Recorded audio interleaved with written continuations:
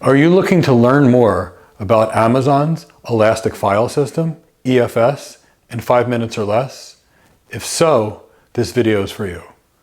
Please subscribe and hit the bell so you can be informed of new videos on cloud computing every Wednesday. Hi, I'm Mike Gibbs, and I've been working in tech for over 25 years. I've been working in networking, I've been working in information security, and I've been working in cloud computing. And my mission for creating this channel is to provide cloud computing training to everyone in a manner that's simple to understand.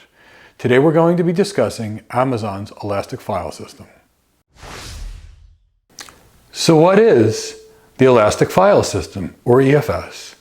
EFS is a highly scalable network file system.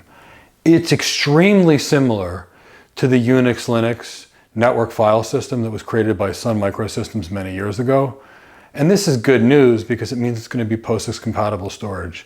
So any of your legacy applications that require POSIX compatible storage, you're going to be good to go with EFS on the Amazon platform.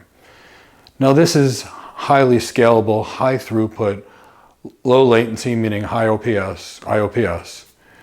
And even more interesting is that it's elastic. And what they mean by elastic, it means it'll actually scale up in size as you need more. So it's not like you're going to run out of storage on your network shares.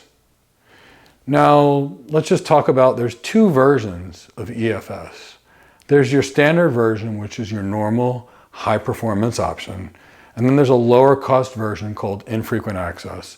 And you're going to use infrequent access to save money if you have files that are not accessed frequently, but you still need to store them in a manner that could be shared by your servers. Download our free AWS Certified Solution Architect practice exam. The link is in the description below. If you have not yet, please like this video and subscribe to our channel so we can bring you more free educational content on cloud computing. Thank you so much for watching this video. We'll have another free video on cloud computing next week. We look forward to seeing you then.